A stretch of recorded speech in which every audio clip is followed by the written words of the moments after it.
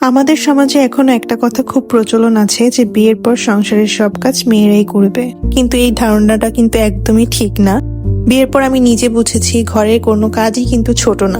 একটার পর একটা কাজ করতে গেলে অনেক সময়, শক্তি, শ্রম দরকার হয়। বিশেষ করে যাদের ঘরে কোনো হেল্পিং হ্যান্ড নেই, তাদের ঘরে কিন্তু হাজবেন্ডের ভূমিকাই মুখ্য থাকে। হাজবেন্ডরা চাইলে কিন্তু ওয়াইফদেরকে এই কাজগুলোতে হেল্প করলে কিন্তু কাজগুলো অনেক সহজ হয়ে যায়।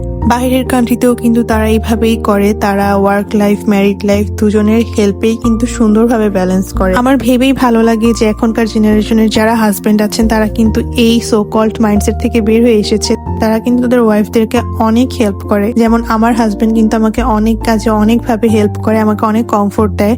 আর এই জিনিসগুলো আমি কখনো ভিডিওতে দেখাই না, কারণ এগুলোই কিন্তু নর্মাল এবং এই কাজগুলো নিজের মনে করেই করে। তো আমার ভিডিও যারা দেখছেন বা দেখবেন, সেই ভাইয়াদেরকে বলছে আপনারা সবসময় ট্রাই করবেন আপুদেরকে বিভিন্ন কাজে হেল্প করতে। এতে কিন্তু সম্পর্ক যেমন সুন্দর হয়, সংসারটাও কিন্তু অনেক সুন্দর হয়ে ওঠে। যাই হোক, ছোট হয়েও অনেক লেকচার দিয়ে ফেললাম। চলে আসি আমার আজকের ব্লগে। এটা হচ্ছে শুক্রবার। তো সকালে উঠে আমি আশিককে জিজ্ঞেস করি যে ও কি খেতে যাচ্ছে, কারণ সেদিন ওর পায়ে ব্যথা ছিল। ইউজুয়ালি তো আমরা শুক্রবার দিন বাইরে থেকে নাস্তা করি, বাট যেহেতু ওর পায়ে ব্যথা, তো আমি ভাবলাম আমি নিজেই আজকে নাস্তা বানাই। তো ও হচ্ছে বোম্বাই টোস্ট খেতে যাচ্ছিল, আর এটা বানানো তো খুবই ইজি, তো আমার জন্য অনেক ভালো হয়েছে আর আমার কাছে এটা খেতে ভালো লাগে। তো এটাই বানালাম আর এটা খুব সুন্দর করে টেবিলে সার্ভ করলাম। এভাবে নাস্তা করতে আমার খুবই ভালো লাগে। আর আশিক যেহেতু একদিনই আমার সাথে নাস্তা করে, তো আমি একটু সুন্দর করে সাজিয়ে গুছিয়ে নাস্তা পরিবেশন করলাম। এরপর সারাদিন আর কোনো ক্লিপস নেওয়া হয়নি। সন্ধ্যার পর হচ্ছে একটু ভাবছিলাম রেস্টুরেন্ট থেকে কিছু খাবার অর্ডার করব, যেহেতু আমরা কোথাও ঘুরতে যাইনি বা বের হওয়া হয়নি।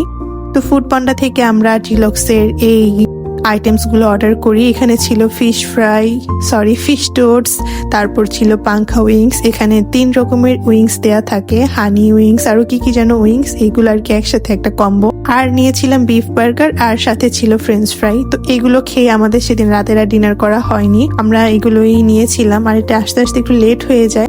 তো এই ছিল আমার আজকের ব্লগ। আশা করি নেক্সট ব্লগে দেখা হবে। আর যারা নতুন তারা অবশ্যই আমার পেজে লাইক এবং ফলো দিয়ে রাখবেন। আল্লাহ হাফেজ।